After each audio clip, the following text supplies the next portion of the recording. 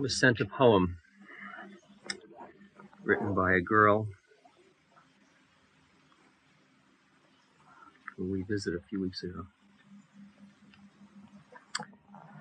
Some of us went over to a growth center here in New Hampshire. And a week later, she sent this poem.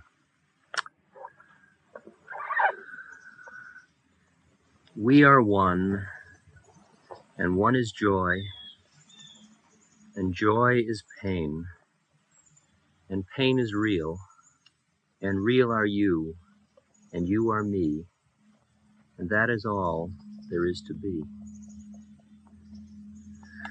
We are time, and time is wise, and wise is beauty, and beauty's love, and love is you, and you are me, and that is all there is to be. A hand in hand, a rainy day, a grain of sand, a child at play, dogs and moons and milk and sun, worldly all is only one. We are God, and God is truth, and truth is light, and light is life, and life is you, and you are me, and that is all there is to be.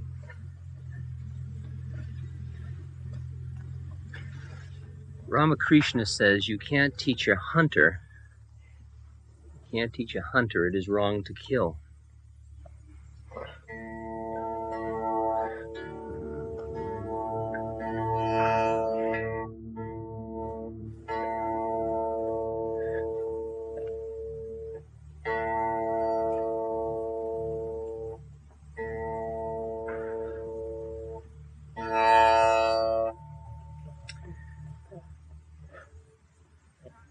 And Paul Twitchell, who writes about Ekankar, says the higher one climbs on the spiritual ladder, the more he will grant others their own freedom and give less interference to another state of consciousness.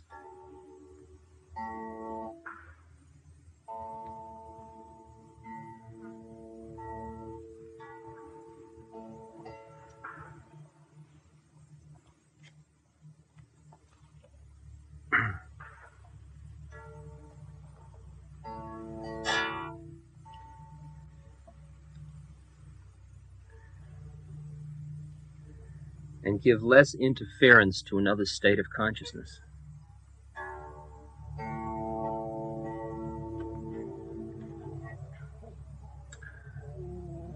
We have had a rash recently, of beings who have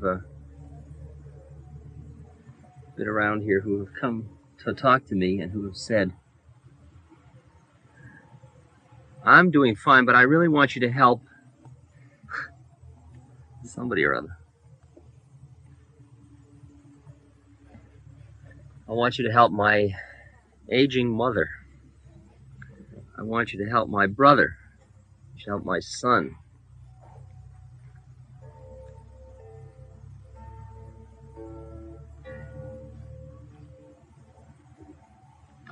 My mother is so unhappy, how can I help her?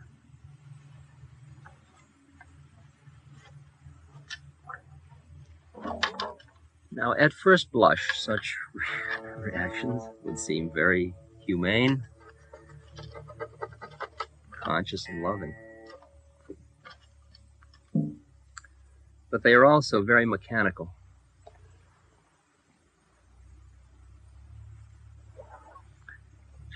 Ouspensky says, to be a Christian means to be responsible. Responsibility comes when a man ceases to be a machine and begins, in fact, to desire to be a Christian.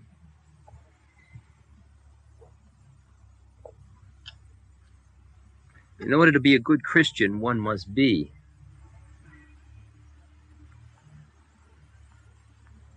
Only a conscious egoist can help people.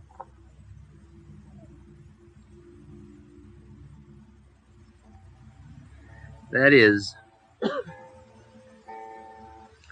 that most of our efforts to help somebody are very, very high drama.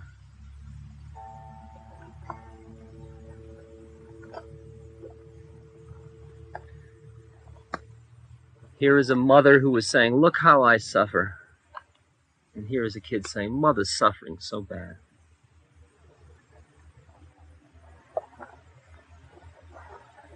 What can I tell her? Could I get her to meditate?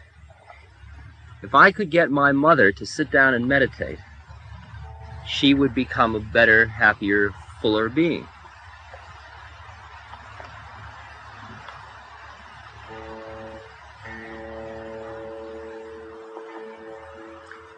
At first, my implication, my tendency, was to always climb in with both feet. Kind of a do-gooding tradition of service. And I would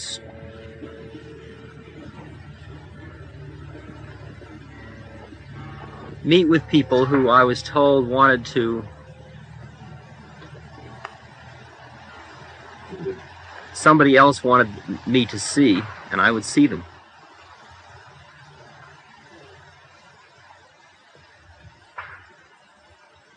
And it slowly dawned on me that I was merely being cast in a character role, and I was merely being asked to play another part in a drama that had nothing to do with change. Everybody was happy in their role. The mother was busy suffering. The kid was busy changing the mother from suffering. I was busy being the wise person people turned to change their mother's suffering. And everybody had their part to play. The one thing that was missing was that the mother hadn't asked to stop suffering.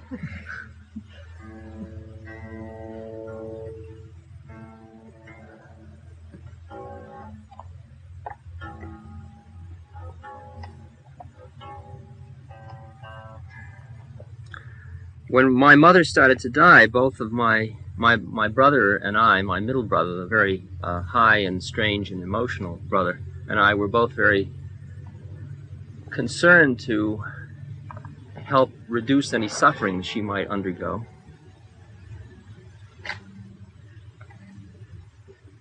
But a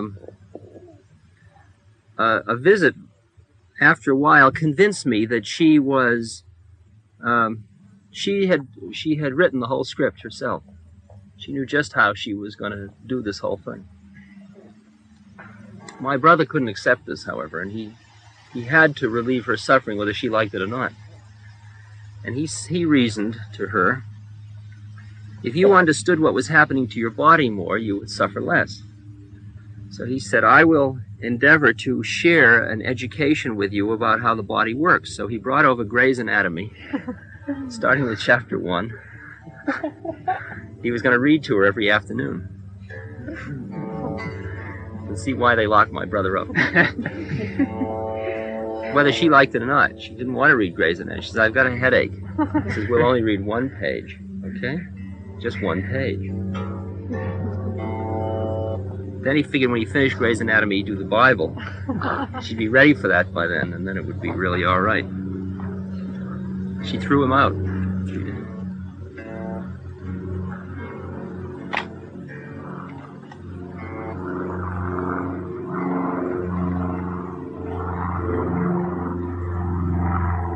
And after I began to be aware that there was really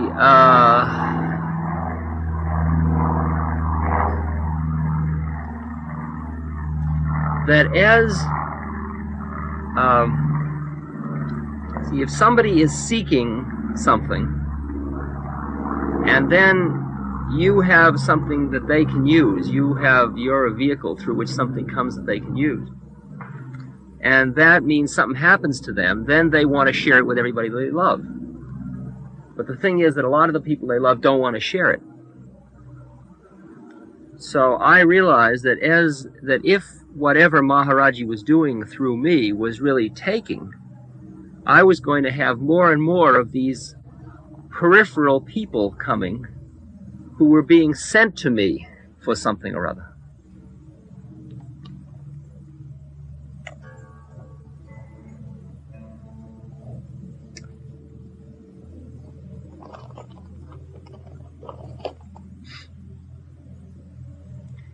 So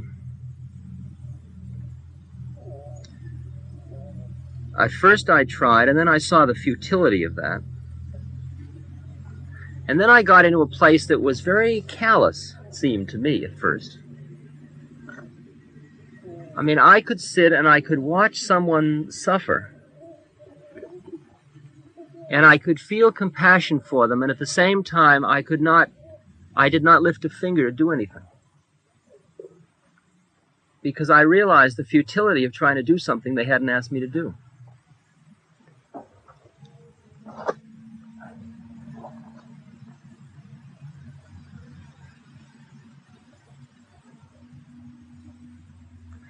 And even when I was sitting with my mother the week before her death, I sat there and I knew, here I had been working with the Tibetan Book of the Dead, and I had been through many psychedelic experiences which involved confronting death, and I had confronted death with, huge doses of LSD in the ocean in the middle of the night, and, pounding surf and jungle and all the melodramas, and I was dying to talk with her about dying. But it was none of my business to do so. All I could do was sit there and wait. And if and when she finally did say something about dying, she opened the door and then I could come in. But she had to open the door.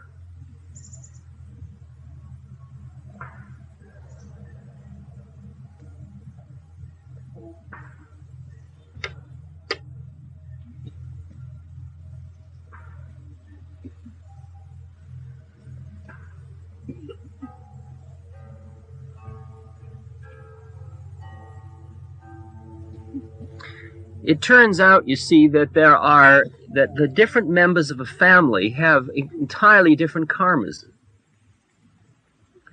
Two brothers can be such that one is a very, very conscious being and one is a completely unconscious, mechanical being.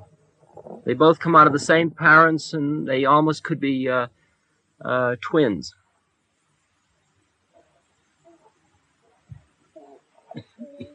And all psychology's attempts to understand individual differences among siblings on the basis of differences in environment and experience have been flat, been trivial in terms of their findings.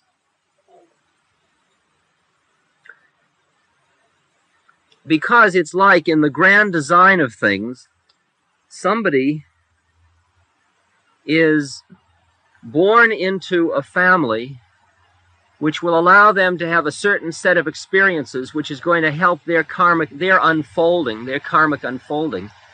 And maybe they are very high, and what they need is the abrasiveness of some completely dense being around them to rub against, which is going to open them up in that way. And therefore, they might have a brother or a sister that is completely sleepwalking through life. Some of you have read Salinger's Teddy, the short story Teddy, in the 9 short stories of J.D. Salinger. And in that, Teddy's little sister is just a nice little girl. She's a good kid, but she's just not a very conscious kid. And Teddy, on the other hand, is like an old llama. He just happens to be 10 years old, but in this life, but he's an old llama. I have sat with my father in the past 2 years now, literally dozens of times, during which he has been in the presence of explanations about what it is I'm trying to do, trying to be, doing, being, what's happening here. And what has rubbed off is a feeling we're all good people. But nothing has rubbed off that is easing his own anxiety about dying.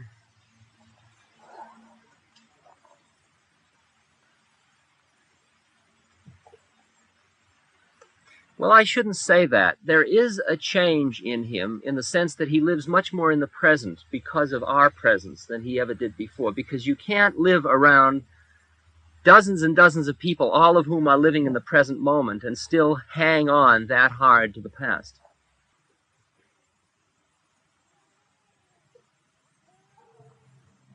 But the rubbing off has been gentle, and it hasn't given him a center that he could use were we not around. That is, the minute we're gone, he would lose his center again.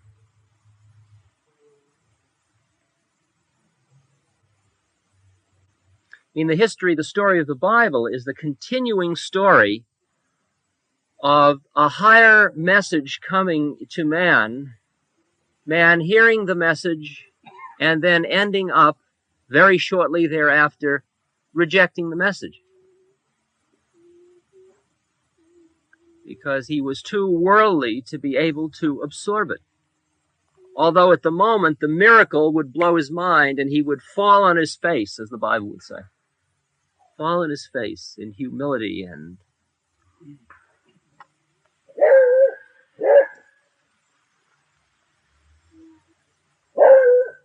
the Old Testament is really the story of, it's a funny situation. It's a group of people who keep saying, we are the chosen people, and then consistently forget. They even forget in the same generation. They just don't forget. It's not that their children forget what their parents' deal they made with God. The people who made the deal themselves forget.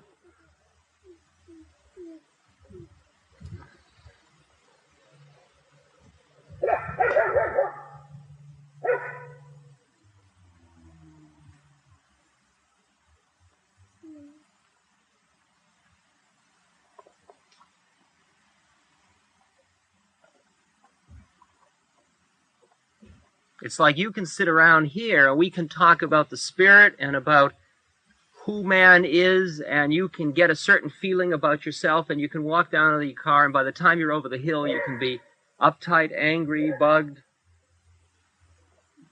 full of all kinds of stuff. You've just lost your whole center again. Boy, that's so easy.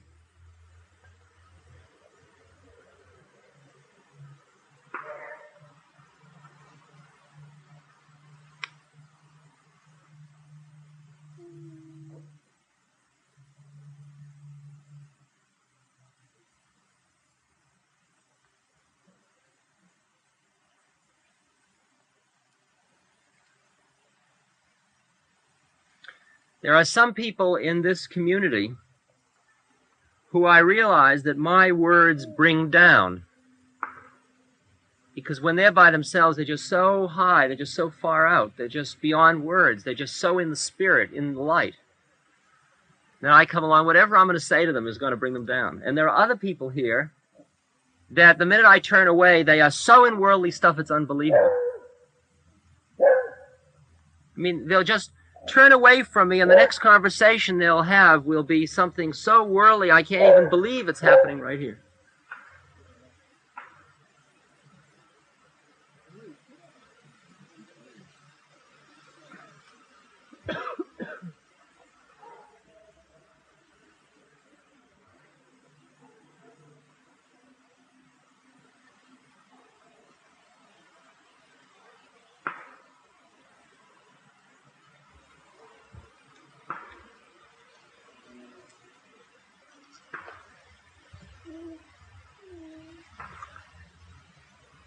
It's like water seeks its own level. Water seeks its own level. You can force it higher or force it lower, and then it'll immediately go back to whatever level it can function at. And it's begun to sort of horrify me to see somebody come along that is so beautiful, such a spiritually high being, and that the mask or the veil is just so thick at this point. They're around me, and they almost sense their own heritage or tradition, or where they are inside, but not quite. And I can feel it, and I try to make contact, and then I see them go back under. I think Mucho better be tied up, or something like that. Would somebody help on that? Verite will do. Eric, Verite will take it. Because Mucho has really been constantly causing trouble.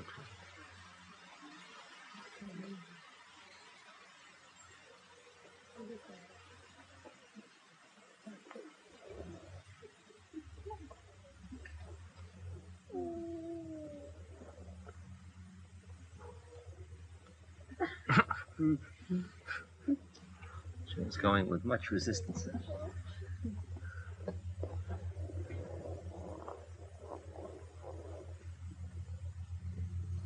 We have some dogs in heat here, and poor Macho doesn't know where to start in the sea of riches.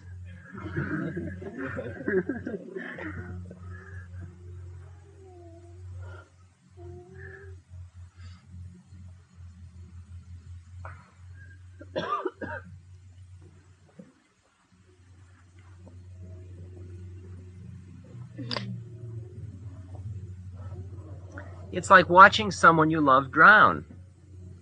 You're watching them go under and you can't do anything because this isn't the round they're going to not drown.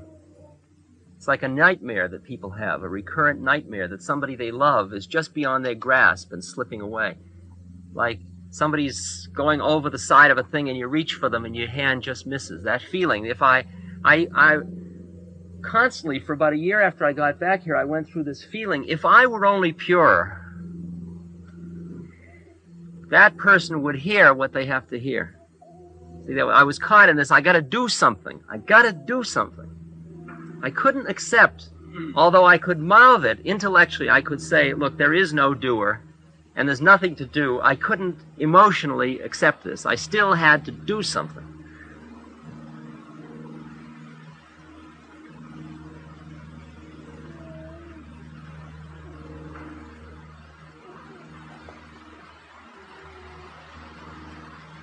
See, I'd gone through a series of stages. When I was a young boy or a teenager, I was an idealist. There was a lot I had to do. Then I got that cynical feeling as I saw how the wheels of the government and power and economics and all ran, and I thought, oh man, there's nothing an individual can do. You're just caught in this huge thing. And I got that deep depression that comes, that futility, that feeling of futility. And then I got to another place and I suddenly saw there was something you could do.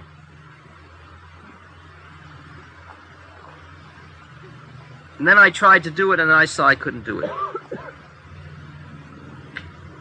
Couldn't do it.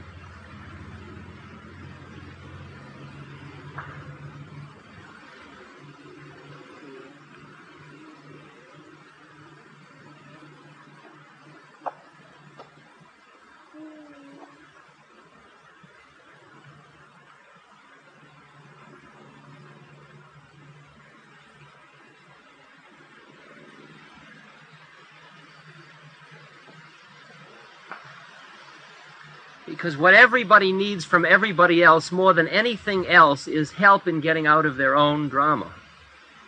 Help in getting out of their own melodrama. And you can't get somebody else out of their melodrama unless you're out of it to begin with.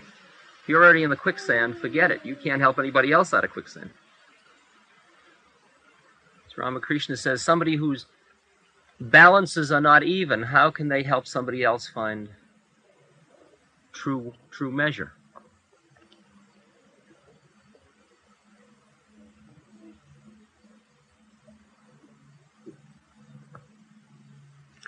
So what gets to the place that and this is the height of the feeling of impotence, that the greatest thing you can do to help somebody else is to witness your own desire to help somebody else. That's a pretty trivial way of helping somebody.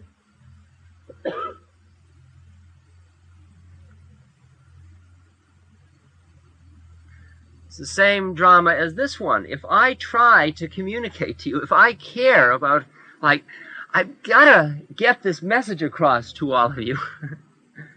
Forget it.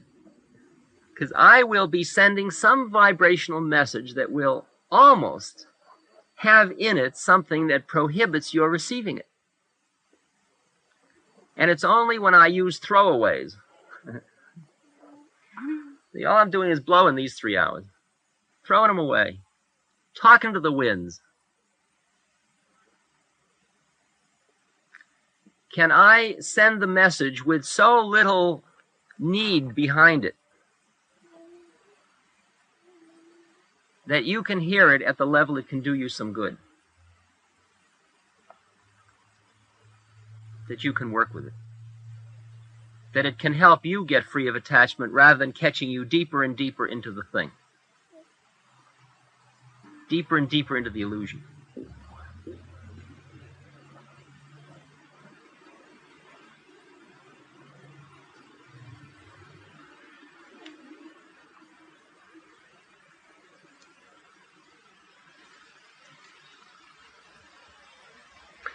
And at the same moment as I'm awed with the horror of the predicament that you can see somebody drowning and you can't do anything, I also am inside overwhelmed with the cosmic humor of the situation.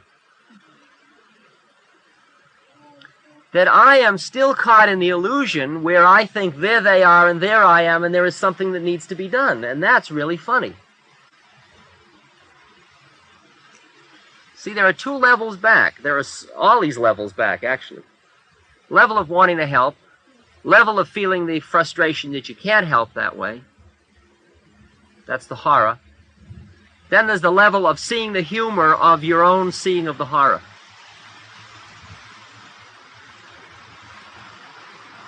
Because all I did was lose for a moment the understanding that we weren't running the show in the first place.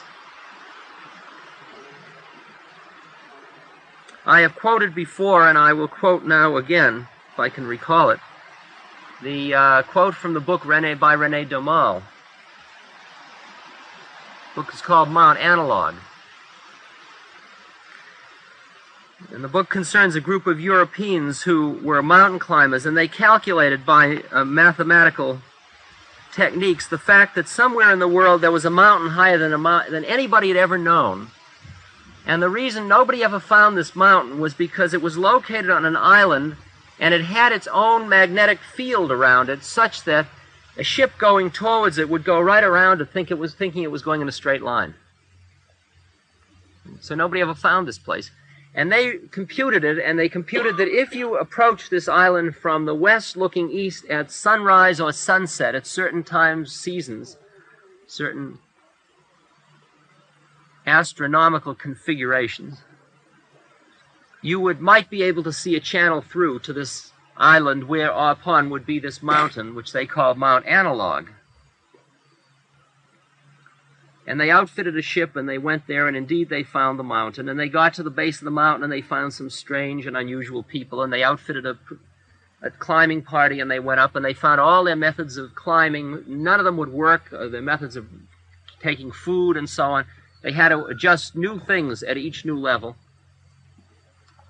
which is exactly a perfect metaphor for the journey into consciousness, which is what the book was about. René Daumal was a nitrous oxide sniffer in the 30s in Paris. And the last quote in the René Daumal book was Captain Logos, who was the head of the expedition, who said, Captain Sogol, it's Logos backwards, Captain Sogol, who said, by our calculations, thinking of nothing else, by our desires, abandoning all bodily comforts, by our efforts,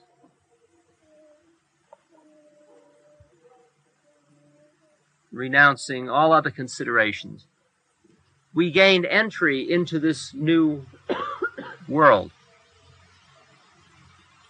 So it seemed to us. But if we were able to approach Mount Analog, it was because the invisible beings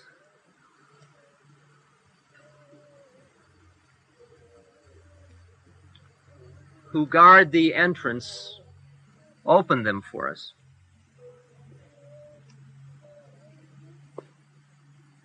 The cock crowing in the milky dawn thinks that its call raises the sun.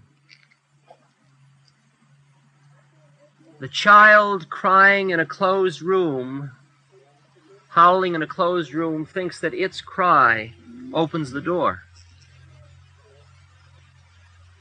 But son and mother follow courses set by their own beings. Those who saw us, even though we could not see them, opened the door in answer to our puerile calculations.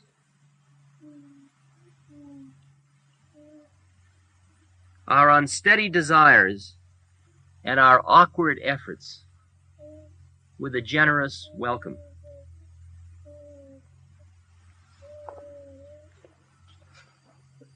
Now,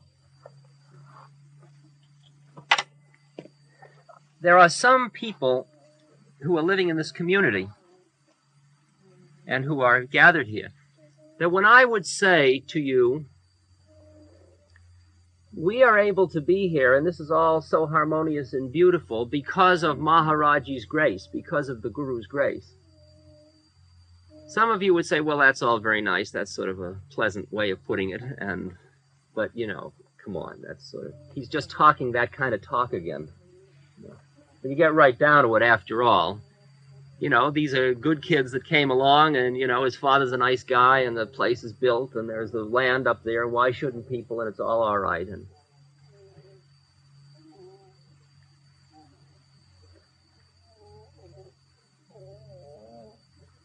it's just like when some people here sit down before their puja table and look at a picture of Maharaji or Haridas Baba or Ram or Krishna, they go through, well, it's an interesting sort of picture, and I'll think about the symbology of the person, and that will make me a pure being. And there are others who make contact and say, I have just been with Maharaji, or Maharaji just said, or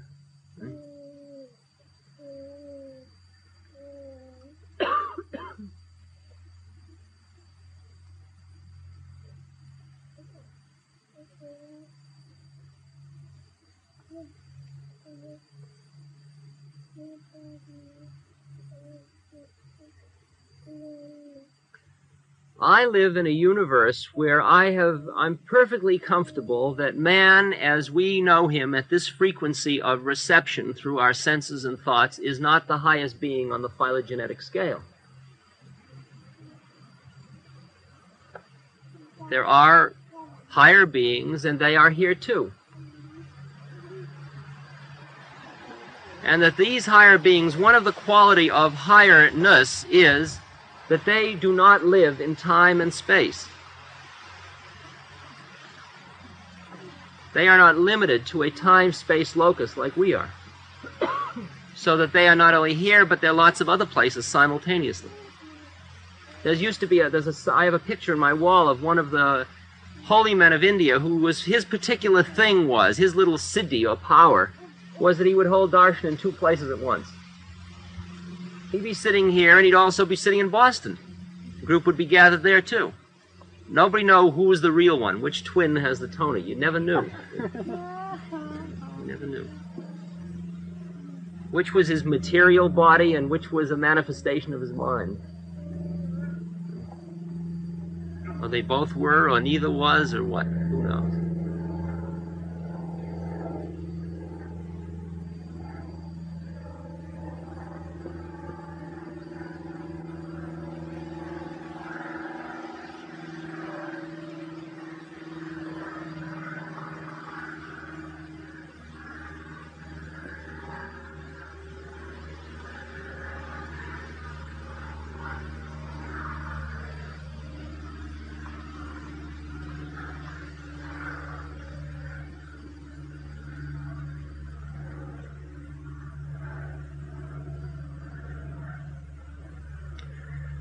You talk about the grand design, or his will, not my, but thy will, O Lord. Who is that? Who is that, O Lord? Who is the O Lord? God have mercy. Lord have mercy.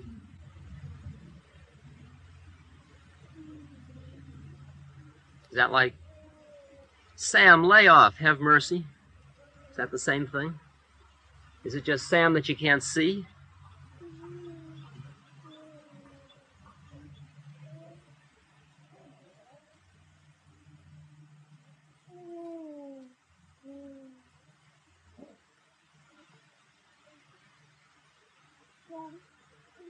Some of you have been able to break out of certain limitations of your consciousness to the extent that you have experienced other states of consciousness and met other beings other than these beings.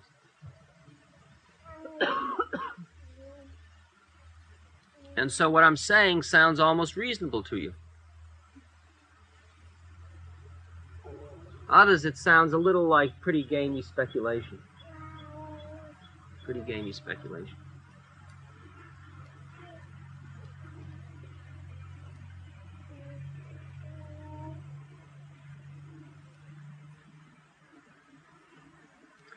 It makes a whole lot of difference to your head whether you think, for example, that whether or not the United States gets out of Vietnam and whether or not Vietnam stops and whether or not China gets strong and whether or not there is a war between races and whether or not it's all sitting in the head of Richard Nixon, or whether you think it's sitting in the head of a being who lives outside of time and space, who sees how it all is. I get really uptight if I thought that rational man was really running the show, because he's obviously so inadequate to do to the task. Since Richard Nixon can never get out of the predicament of being Richard Nixon long enough to appreciate what the problem is.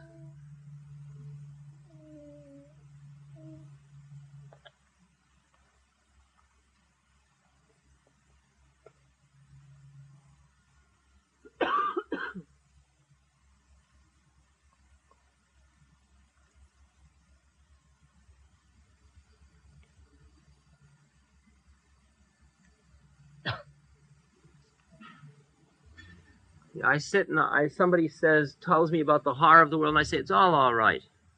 It sounds like a tremendously Pollyanna-ish attitude. It sounds like you're really saying, come on, don't get worried, don't get uptight, it's all okay, forget it. Just make believe it's beautiful. Ignore all the horror.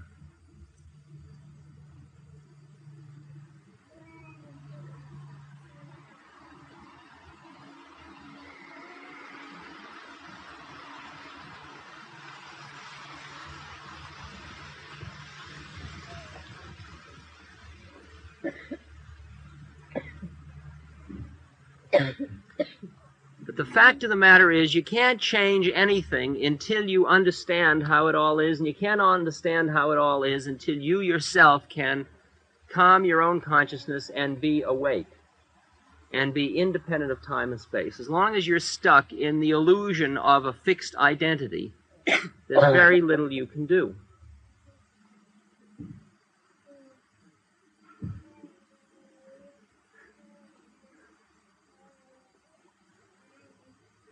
For yourself or anyone else. For yourself or anyone else.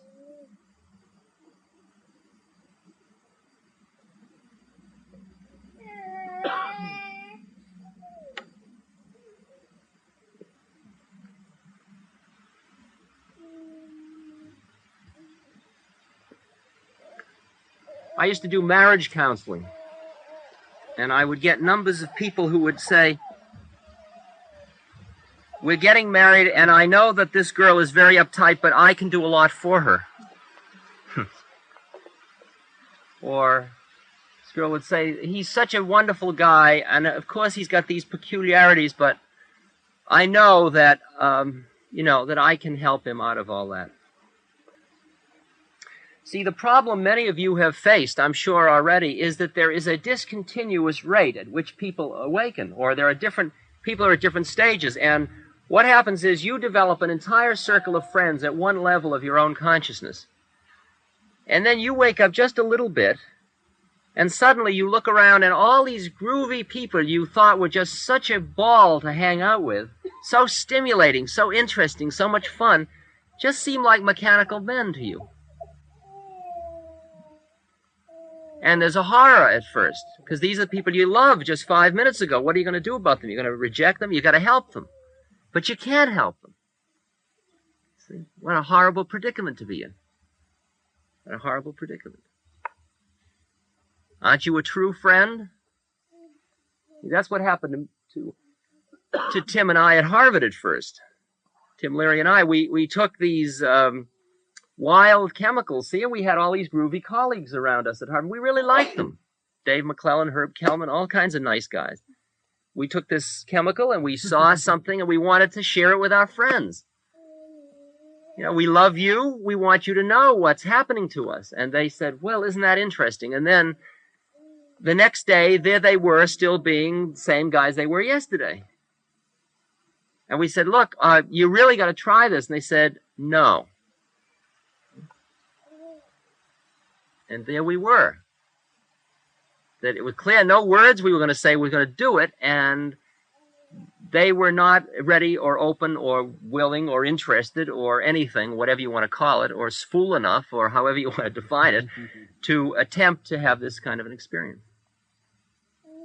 And what happened was, and it was just horrible, it's just like you have gotten you're on an ocean liner and they throw off the ropes and then it slowly pulls away from the dock and you're waving and you just see all these people who you love become littler and littler and littler and littler and disappear into the background until they're just sort of like back there somewhere.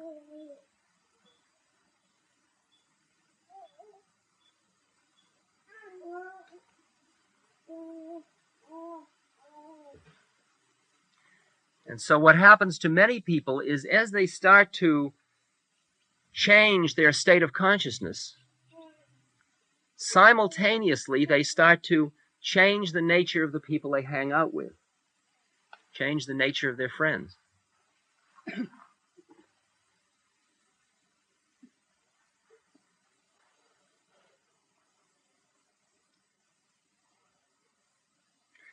And to the old friends, you appear as somebody who, as Gurdjieff says, your friends will start to find you very dull.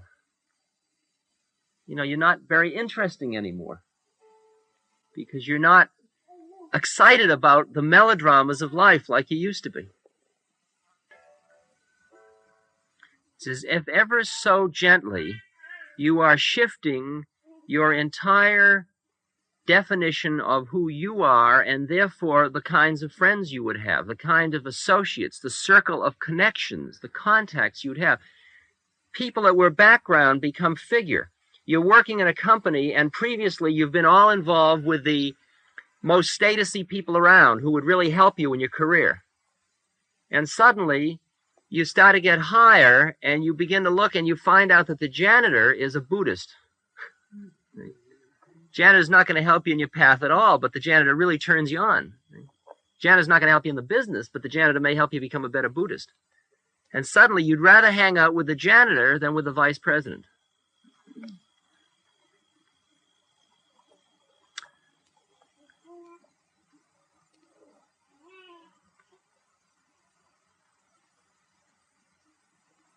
I was with a fellow in New Delhi whose father had been one of the British officials before the Indian takeover of India. And he was actually an initiated Lama. But he also had a complete front of being a very straight guy, see? And he had, I don't know why Lamas aren't straight, but they're too straight or something. Being crooked straight or something. At any rate, he had a front of being a respectable Western businessman type guy. And I was walking barefoot in this through the streets of India, through New Delhi, and I was walking with him, and we were very close, and we suddenly saw one of his father's business associates coming down the street, who he wanted to, and he said, would you mind, terribly, if you cross the street for a few minutes, and I'll meet you at the end of the block? No, I don't mind. I mean, it's gas. I mean, it's very funny. And I watched him go up and, how do you do? Yes, you been to the club? You have drinks? Jolly good. And then he went on to the end of the block and we met and came back together again. And then we went out on Mahayana Buddhism. On the great vehicle. Climbed aboard the great vehicle.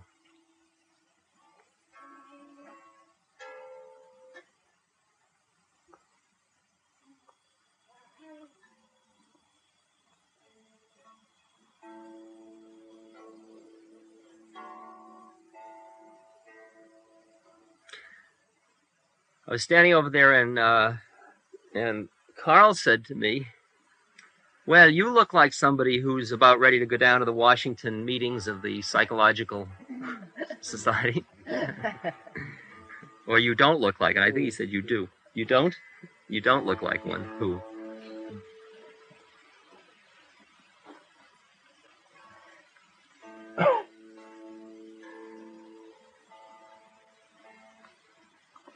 Now, if I walk into the, like I've done before, I've walked into something like the Shoreham Hotel in Washington like this. Takes guts. I mean, it's not so easy as you might think. So you walk into the Shoreham Hotel, it's okay. It's all right. It's all right. It's cool. It's beautiful. And the looks are unbelievable. I mean, the whole scene stops. And all the people not looking are the best.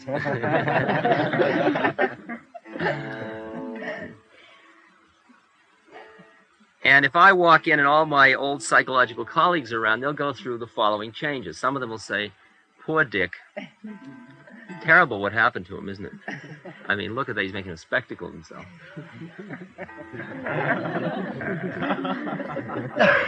That's, of course, true. Others will say, "He's really putting us on. Man, he's a great game player. Hi, Dick. Boy, you're really cool. Like, well, come on, let's have a drink." And they, of course, will be right and wrong also. Others will say, "Gee, I wonder what happened to Dick." And they'll come up and they'll listen, and they'll hear that there is something different that makes who's wearing this somebody else. I was in Big Sur, and some of my old rock and roll friends came down to visit me. I was having darshan daily up in the mountains of Big Sur. And there had been maybe 30 or 40 people just like us sitting around all afternoon drinking moo tea and talking, and it was very beautiful, and playing the tambur. And then they all left, and just as they was leaving, this car drove up with these old buddies. The old buddies, and everybody was backing out the door saying, "Namaste, Namaste, Ram Das." And in walked these, "Hello, Dick," like, "Whoa, great to see you. Did you hear what happened to..." And I sat with disbelief. I mean, it was like they had come to the wrong house. And I knew who they were talking to, and I knew what they wanted, but there wasn't anybody in here to respond to that guy, to those cues anymore. I just wasn't interested. Just wasn't interested. It was very poignant. It was so worldly. It was so attached. It was so much stuff.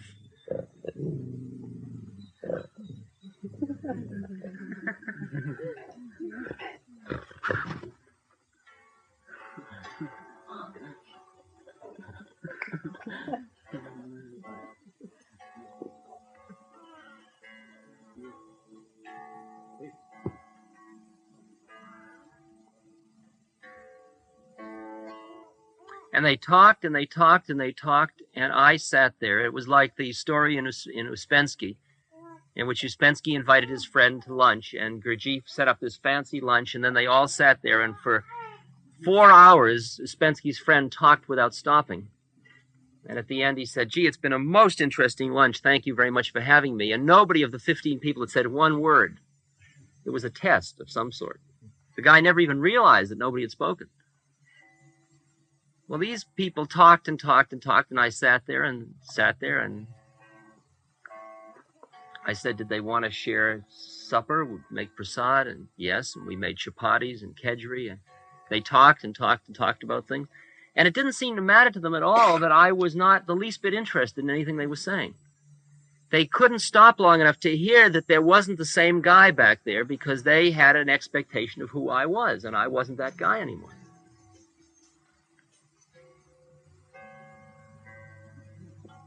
I tried to be, really. It's funny, I tried to be. See, I wanted to be interested in what I used to be interested in, because I remember being interested in it.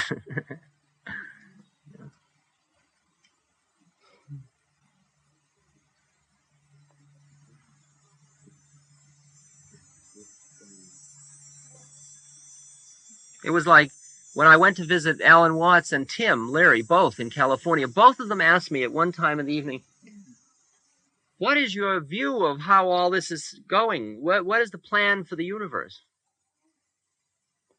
I said, I don't know. Well, don't you think about it? No. I don't think about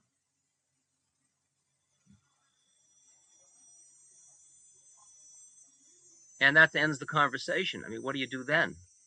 In the past, we could talk for hours about your plan versus my plan of how the universe is. But the fact is, neither of us really know enough, so why even talk about it? And when we know it, there'll be nothing to say anyway. So that whole idea of talking about how the universe is really just fun and games.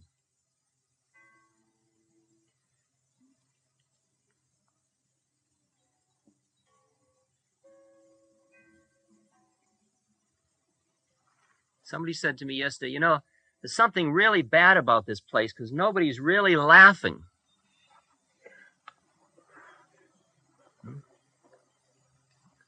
I said, well, cosmic humor is not a guffaw in that kind of a sense.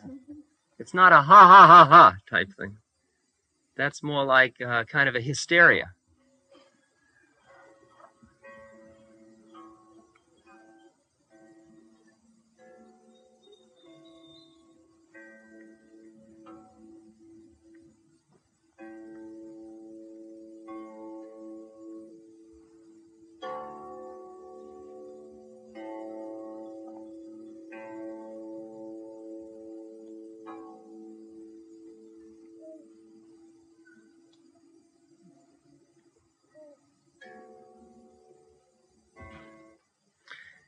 It's like I used to read the New York Times every Sunday. I wouldn't say from cover to cover, that's quite almost an impossibility, but I would read the critical issues of the day. And I read Time magazine every week. And I'd read some other magazine to counteract Time, like, I don't know what, The Realist or some liberal magazine. Then I went to India, and for months and months and months, I never read the New York Times, and I never read Time, and I never knew what was happening in the world. I didn't know who was running for president in the United States. Imagine that. I didn't know whether we had made the moonshot. I didn't know whether people had been murdered. I didn't know what new drug laws there were. I didn't know that Martin Luther King had died. Imagine that. I mean, I, a good American, did not know that Martin Luther King had died.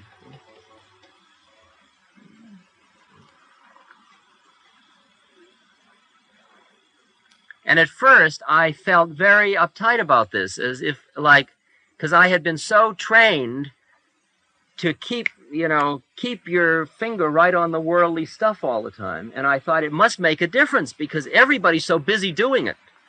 I mean, every man that's worth his salt at the breakfast table always has his morning newspaper, and the comedy routine always is the wife's trying to have a conversation, and she can't because the husband is so busy learning about the affairs of the world so that the day will work. Because there are important things to be known and thought about. And I didn't think about any of them for all those months. And then a Westerner came from the United States, and I spent an evening with him. And his head was full of these things. And in the course of the evening, he told me, this happened to Martin Luther King, and this happened to Lyndon Johnson, and this is who's running, and this is, and so on. And I got a synopsis. You know, the New York Times gives a summary every week. I went from the daily thing, finally, to the summary at the week. See, I was getting better. Or worse. Less involved. Because you got the 6 o'clock news, and is the 6 o'clock news different from the 11 o'clock news? And now we've got a big coverage at 7 in the morning because something may have happened during the night.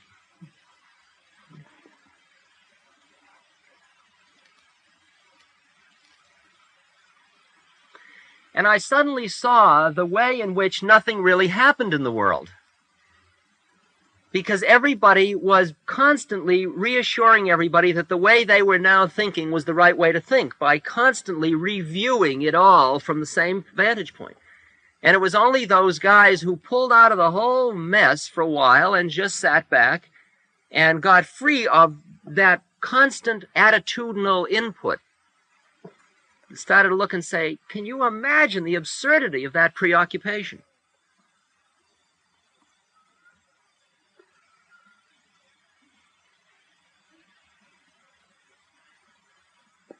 I meet old friends of mine from the days when I was involved in the psychedelic world, and they'd say, do you know what the law now states? Do you know who was busted? Do you know what the government said? Do you know? And I'd say no.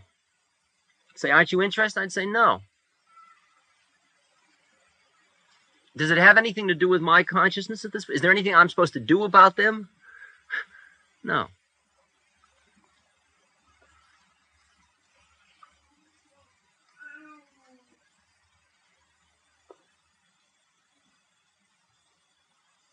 See, the delicate problem is this, that as you start to experience higher states of consciousness, you are slowly extricating yourself from an entire network of attitudes and associations that have reinforced your being at the level you're just leaving.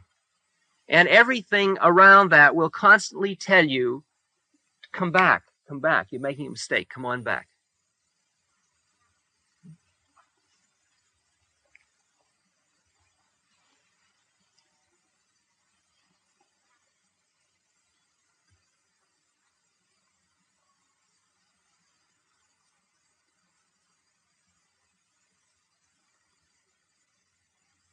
So that when a child starts to change, the parents say, we don't understand you anymore. People say, what's happened to you? Your friends say, what's happened to you? You're not as interesting.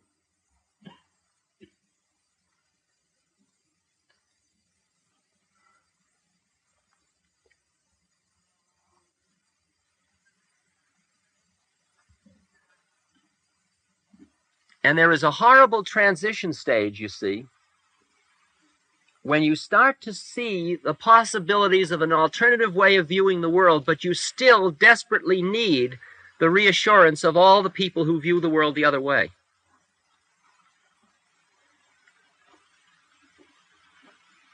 And then you're in a tough position, really tough position. I want my mother to approve of me, somebody tells me. At the same time, I know they can't, that she can't.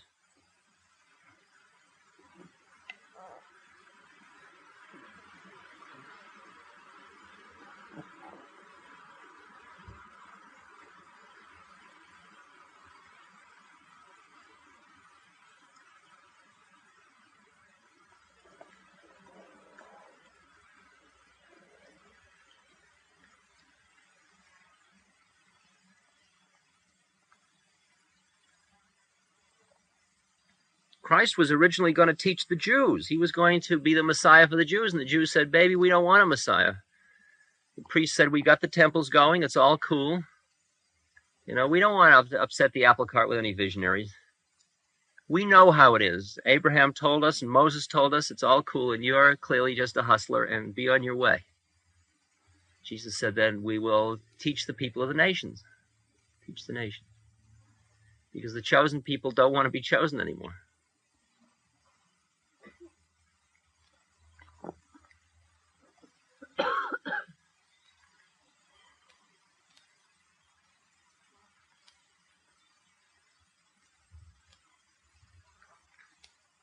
Prescription has got to be respected. Teach only those who are ready to hear. And ready to hear means that a person says, how is it? Can you help me understand? Can you explain to me? I want to know. They've got to reach out. The hand has got to come out. There's got to be that movement towards. I mean, I will meet, I'm sure in Washington at the AAHP meetings next week, I will meet maybe 50 of my old colleagues, people that were graduate students with me or people that were on faculties at one place or another with me. And they will all be loving and friendly because I'm kind of notorious, and they all sort of want to make a contact with somebody this notorious. And they'll all, because in psychology, I'm that poor guy, that got brainwashed by Tim Leary. Young, promising, good boy, led astray by wild Irishman.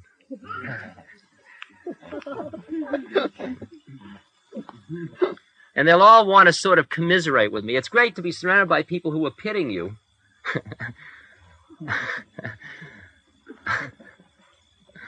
When you're not suffering. And out of those 50, maybe a couple will say, what are you into? Not out of like, I met one on the plane going to Vancouver a few weeks ago, and he says, tell me, what are you doing? And I said, why do you want to know? He says, well, so I can tell everybody back at the department. Because the fact that I've seen you and I know, everybody keeps wondering, what's happening with Dick? I can go back and tell him. That motivation leads to a certain set of stories I can tell him. The other kind of motivation of his saying, look, you and I were in the same business 5 years ago. Now you're doing something else. Why is it you're doing this other thing? Because I'm still in this business, and what is it you found lacking, and what is it you're now finding, or what is it all about? I mean, how much can a human being be a student to another human being?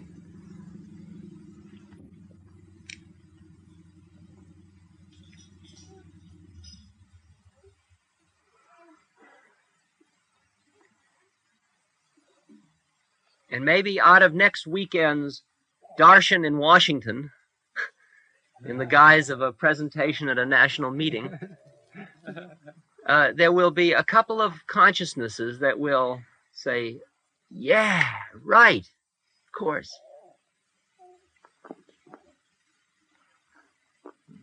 They'll just be ready to hear something. And then the next weekend they'll be here. Are you going to speak on anything in particular? I haven't any idea. I never know what I'm going to speak on until I'm standing there.